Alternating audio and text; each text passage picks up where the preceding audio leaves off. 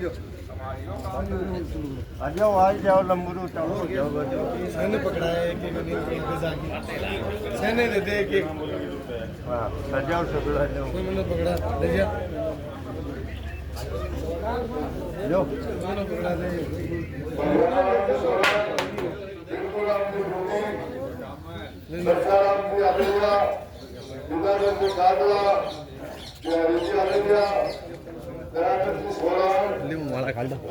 ये ले ले क्या होती है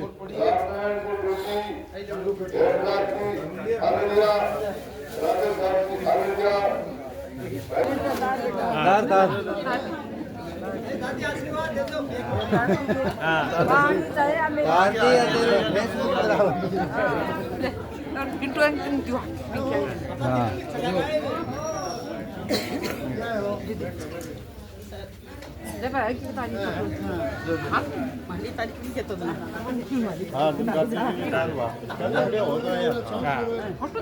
खड़ी हो जा बस इतनी खड़ी हो तुम्हें वो मैं कागज दे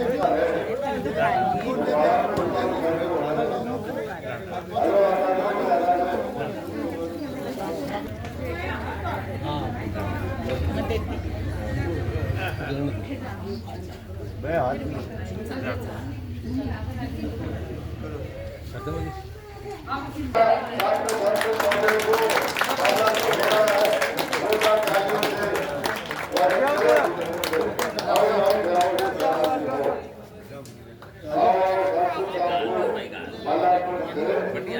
तो अमित के तू करियो ने करियो नहीं तो छोड़ो उरे नाम साथ लो ना तारो कार्यक्रम में पधारे हुए माननीय सांसद महोदय हमारे लोकप्रिय प्रत्याशी अमित जी पूर्व जिलाध्यक्ष नंदा जी जावेरिया जी यहाँ के पूर्व सरपंच महेश जी चार साल चुनाव पंचायत समिति के उप प्रधान विपिन जी पुनिया मुकेश जी गोदारा जी नंदन जी जानू जी कौशल प्रदीप जी मेरे सामने सभी पिता तुल्य बैठे हुए महानुभाव जो मेरी विश्वास भी है मेरी माताएं बहनें सभी युवा वर्ग आप सब लोगों को पता है कि ये उपचुनाव का समय है ज़्यादा समय नहीं दूंगी लेकिन एक बात जरूर कहना चाहूँगी कि हम जहाँ जाते हैं विकास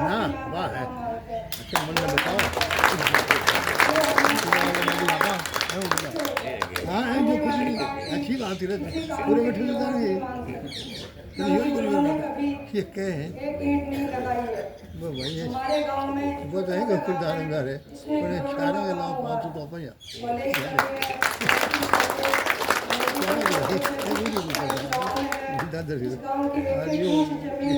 मंदिर सारे है पर आपने है आपने वही है मतलब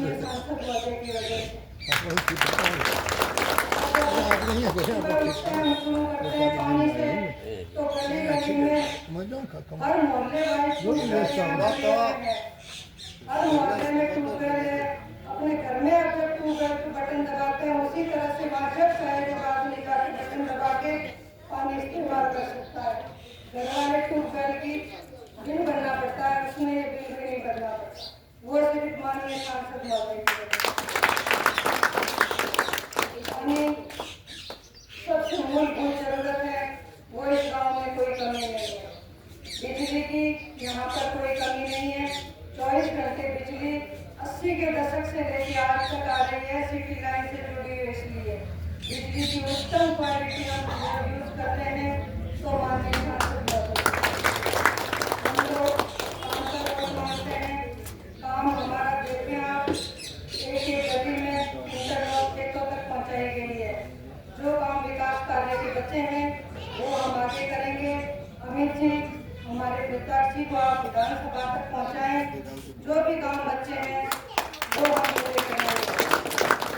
अमित जी भी उसी राह पर चलेंगे क्योंकि एक संस्कार हमने वही देखा है वही संस्कार इन्होंने सीखा है जो संस्कार शुरू से होता है कि हमें काम करना है तो वो काम करेंगे।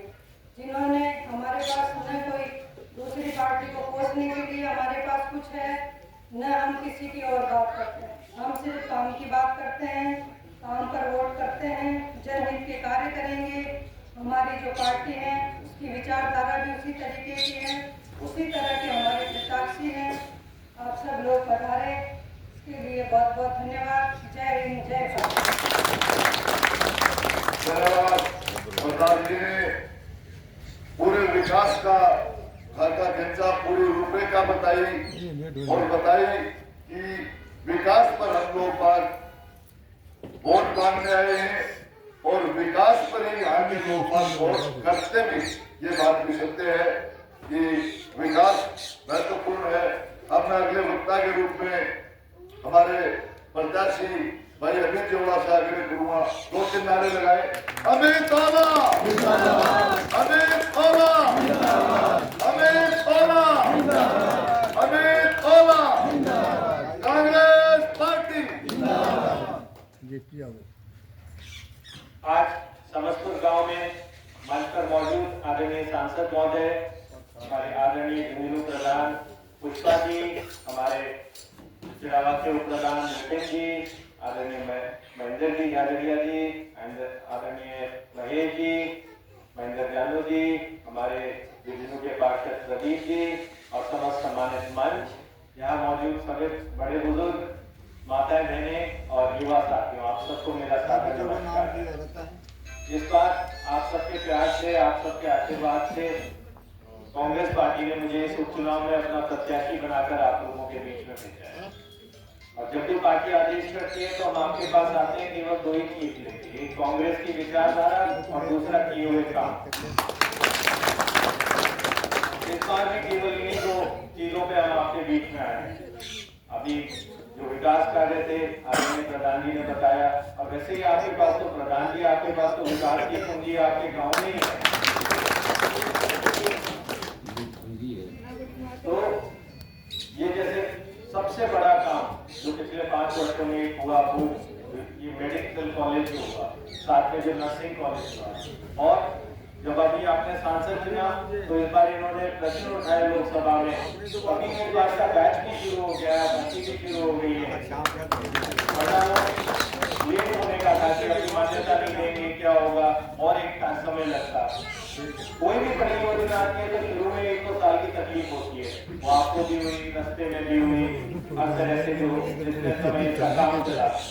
पर मैं नागपुर से मैंने इंजीनियरिंग की है महाराष्ट्र से, वहाँ पे एक कॉलेज कहीं गांव में होता है और उसके पीछे छोटा पूरा शहर लग जाता है, पूरी सबकी जीविका सब कुछ उससे चलता है। क्योंकि एक बार नहीं, जब पूरा चल जाएगा तो आपके 5 साल के स्टूडेंट्स आएंगे, आपके नर्सिंग के स्टूडेंट्स आएंगे, उनका स्टाफ आएगा, और उनकी जो भी रोजमर्रा का काम होगा वो इसी गांव से होना है, और कहीं बाहर दूर कोई नहीं जाता हॉस्टल। तो ये आपको देखना है कि आप लोगों के लिए, पीढ़ियों के लिए बहुत अच्छा काम हो गया है। अब अपन बात करें, और पार्टी भी आती है और उम्मीदवार भी आते हैं, पर कोई भी आपके बीच में आके विकास के नाम पे वोट मांगने का हक नहीं रखता, वो केवल इस मंच का हक है, क्योंकि काम इन्होंने किए तो विकास का वोट नहीं लगा। जो भाजपा सरकार है, क्योंकि उपचुनाव है तो मौजूदा सरकार का एक तरह से मूल्यांकन भी होता है। जो मौजूदा सरकार है, 11 महीने इसको हो गए हैं, इन्होंने क्या किया? क्या आपके यहाँ कोई भी एक नया काम कर दिया? आपके गांव में, आपकी पंचायत में, आपकी विधानसभा में? ये भी आप देखो, आपको कोई काम नहीं मिलेगा। आप ये और देख लीजिए, जो आपकी जन कल्याणकारी योजनाएं थी पिछली सरकार की, चाहे 200 यूनिट बिजली फ्री थी जो कम होती, जैसे आप सबके बिजली के बिल बहुत कम हो गए, वो खत्म कर दिया। आपकी सामाजिक पेंशन थी वो बंद तो नहीं पर रोक रखी, 3-4 महीने से आई नहीं है, उसको 15% बढ़ाना था, वो भी नहीं बढ़ाई है। साथ ही जैसे चिरंजीवी योजना थी, 25 लाख का इलाज मुफ्त था, उसको 5 लाख कर दिया। 5 तो कर दिया, उसका भुगतान भी नहीं कर रहे तो हॉस्पिटल वाले आना-जानी करते हैं। मुफ्त दवाई का भी भुगतान नहीं कर रहे हैं, आप जाएंगे लेने तो ये बोलते साहब पीछे से पैसे नहीं आ रहा, दवाई कहाँ से आएगी। तो आप ये सारी चीजें देखिए, सब पे विचार करके, जब जिसको चुनाव जीतने का इतना प्रतिष्ठा का प्रश्न है, जब इस समय विकास नहीं कर रहे हैं तो आगे क्या करेंगे, ये आपको सोचना होगा। और इस उपचुनाव में आपको इस सरकार की हल्की सी लगाम खींचनी होगी। ये आपके पास मौका है इनकी लगाम खींचने का, ताकि वापस से याद रखें कि जनता का भी कोई काम करना है, इस भाजपा सरकार को ये याद है।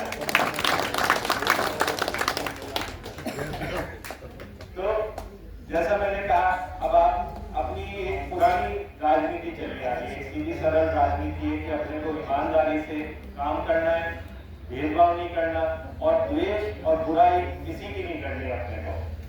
यही राजनीति मैं भी करने आया हूँ, किसी परिपाटी को मैं भी निभाने आया हूँ।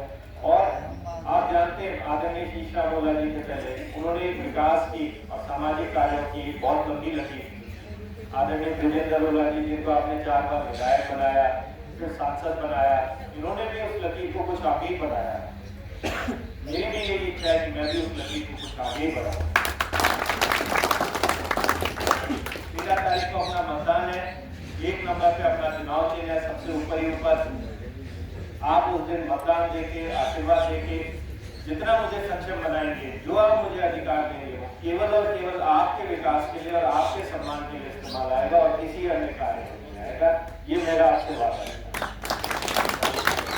अब मेरी यात्रा की शुरुआत है, आप लोगों ने बहुत दिया है, दादाजी को पहले बहुत आशीर्वाद दिया है, तो पोता होने के नाते मेरा थोड़ा ज्यादा है, वो बढ़ा के देना, वो आपको बढ़ा के देना है ताकि मैं भी आपके विकास में एक भागीदार बन सकूं।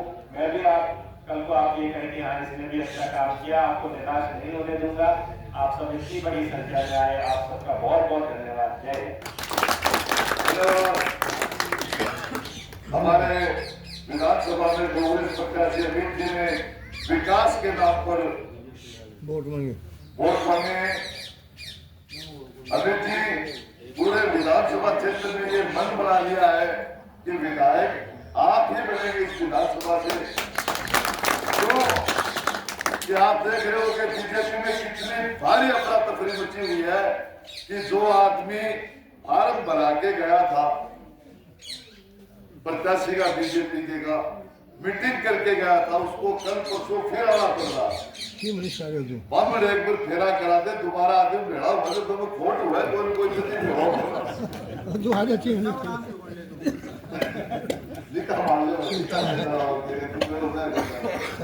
मतलब है इतनी अफरा तफरी कर रहे हैं अपन तो दिखे गुना और बोया वो जोर को ला रहा है कदे मंत्री भागर कदे संतरी भागर बड़े भाग जनता साथ है यहाँ पर। गलत बात दिया तुम्हारी आवाज करा चिरागुदी ना आवाज केवल के आ रहे। कहने का मतलब है कि अपने को इस विकास की रेखा को बरकरार रखने के लिए अगर अधिक रह करके जोरदार तरीके से वोटिंग नहीं करेंगे तो वो लोग बात एक बात बताओ, समस्तपुर की बात करा होती थी कि आज तक ये गांव में ये काम हो रहा, थोड़ी सी बातें तो बताओ बोल रहे हैं कि मैं बीजेपी को गांव में बाकी भी कह रहे हैं अपने बाबा से कोई काम पुलिस की करेगा कोई। तो यार एक बात बताओ, आप लोगों को बोलते माता जी का ईट लगाइए तो आए लगाइए, तो आपने खेत में खेतों में लाग रहे हैं आदमी मजदूरी को पे करे शाम के 20 आधे भैंस देते हुए नाम नहीं ना करनी। अपने को बड़ा तरीके से सोचना है, गांव के विकास को सोचना है। 13 तारीख को एक एक आदमी गिरजेंद्र ओड़ा और अमित ओड़ा पढ़ करके बूथों में टूट पड़ो ताकि इस बीजेपी की जो गलत नीतियां हैं, ये धर्म के नाम पर, जाति के नाम पर, भाई भतीजावाद के नाम पर बांट करके दलितों को, अल्पसंख्यकों को, पिछड़ों को जिस तरह से बांट करके आगे एक ऊपर बनना ले रख गए, इन्होंने जाति धर्म से लड़ा दो। हरियाणा में जात आपको प्रेम जाति लड़ा दी, दलितों में भी और छोटो दलित और बड़ो दलित कहने का मतलब यही काम करते रहते। और ये परिवार, ये पार्टी जो है पद पर बैठे वो देखो वो आदरणीय पद्म श्री शीश राम जी होड़ा जिन्होंने अपनी शुरुआत की, आगे बढ़ा रहे हैं माननीय विजेंद्र जी होड़ा, फिर आगे की लकीर है अमित जी होड़ा के रूप में। ये तो केवल 5 साल में आपकी मजबूरी मांगना होने बर्तन बनाओ कितने भी बर्तन बनाओ। मैं अगले वक्ता के रूप में हमारे मार्गदर्शक और इस गांव में जिनका बड़ा प्यार, बड़ा समय और अपने घर की तरह से इस गांव को समझते हैं, इस गांव ने भी सदैव इनका सहयोग किया, आदरणीय विजेंद्र जोड़ा सागर करूंगा।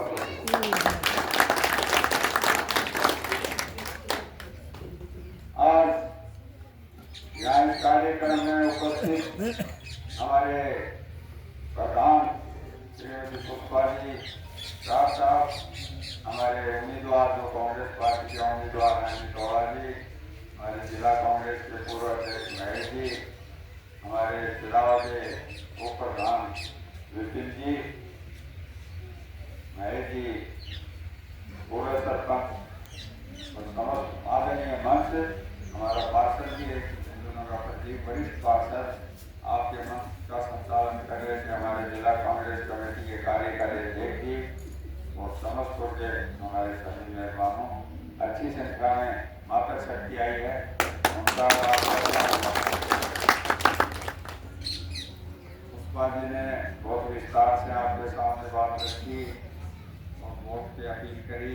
इसी तरह से फिर आपके उम्मीदवार ने भी अपने विचार रखे, आपने बहुत मार्मिक शब्दों में तौर से मैं भी इसी बात को आगे बढ़ाते आपसे यही निवेदन करने आए हैं। सब लोग आए हैं, आप भी उसी मन से आए हैं, तो मैं भी इसमें थोड़ा उस बात को आगे बढ़ाते हुए आपसे यही निवेदन करूँगा कि अभी कभी जी जैसे कह रहे थे सामने वालों को कभी कुछ किया आगे मैं नहीं समझता कभी कोई कुआर है तो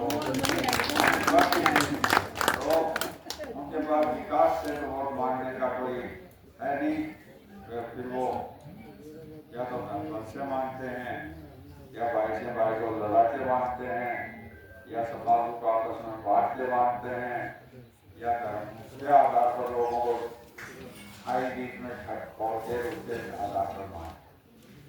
अपनी पार्टी अच्छी है, आपका उम्मीदवार अच्छा है, पार्टी की नीतियां अच्छी हैं, आप देखें ये डबल इंजन की सरकार बता रहे हैं। एक तो दिल्ली में सरकार और कई दिल्ली वाली सरकार ने 10 साल में उनको कितना दिना दिया आपको पता है। आज सामने वो तो गरीबी और जो लागत आ रही है वो तो क्या होना बता रही है। हमने 24 करोड़ क्या वो 100 गुना कर दिया है और यहाँ जिसके जिसके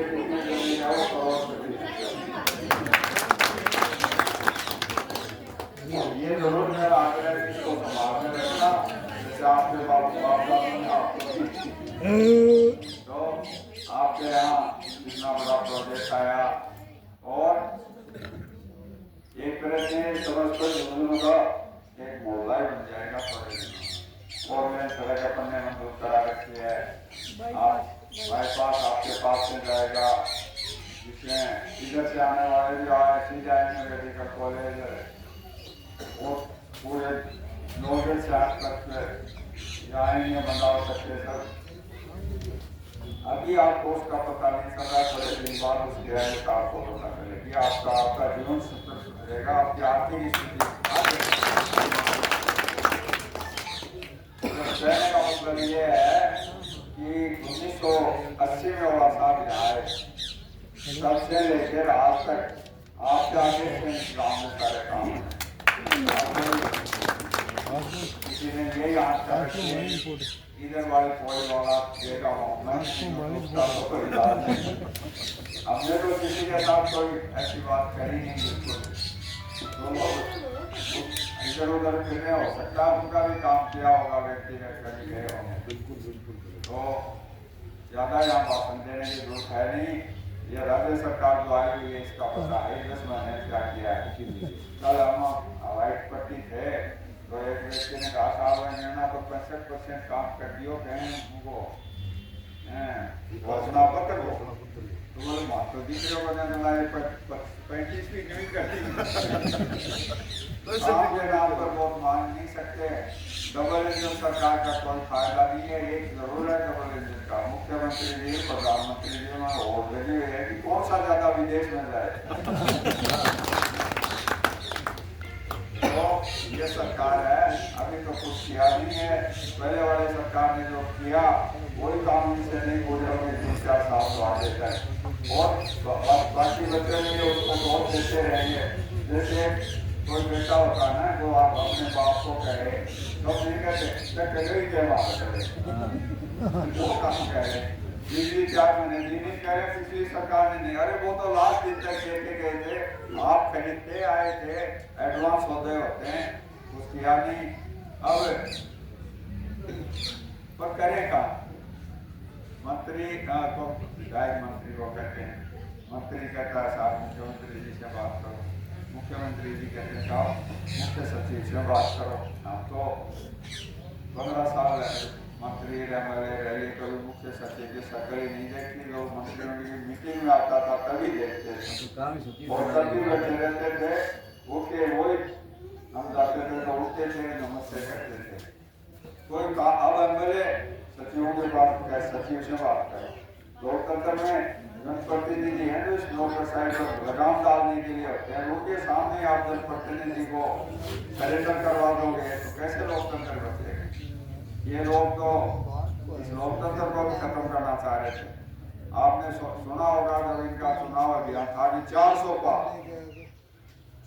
पार और सरकार चलाने के लिए तो 300 सीट ही बहुत होती है। और इनका कुछ लोगों ने स्टेटमेंट भी दिया कि हम संविधान को बदलेंगे, SC/ST आरक्षण को खत्म करेंगे, OBC को करेंगे और आखिर में इनका जो हमारे सारे अधिकार थे उन पर भी अंकुश लगाने। धीरे ये भी था कि वोट वाले में भी या तो संसदीय प्रणाली को खत्म करेंगे, राष्ट्रपति प्रणाली लिया है, पर वो तो आप लोगों ने झटका मारा। मुझे भी इसीलिए चुनाव लड़ना पड़ा। लोकसभा का पार्टी ने कहा हवाई बना रखी है कि बहुत कम सीटें आएंगी, तो उन्होंने छाटे भी कौन कहाँ से अपने तरीके से मुझे। मैंने कहा साहब मैं तो मेरे वो बोला नहीं लड़ना पड़ेगा, वो लड़ा आपने अभी कहने से दिल्ली पहुँचा दिया, तो इसलिए ये चुनाव हो रहा है। जनता ने इनको धक्का दिया। दिल्ली में तो उनके कल कुछ ठिकाने आई हुई है, नहीं तो वो बहुत कहते थे। और अब यहाँ भी दे दो थोड़ा सा केवल सद्बुद्धि आ गए, 3 साल बचे। आज अगर चुनाव राजस्थान में हो जाए तो इनका कहीं नाम निशान नहीं मिलने वाला।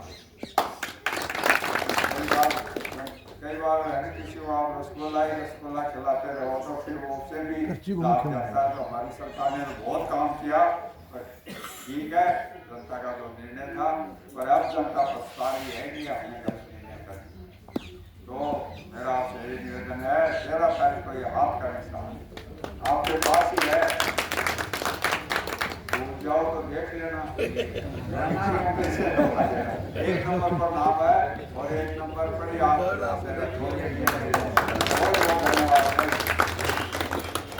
धन्यवाद आदरणीय सांसद।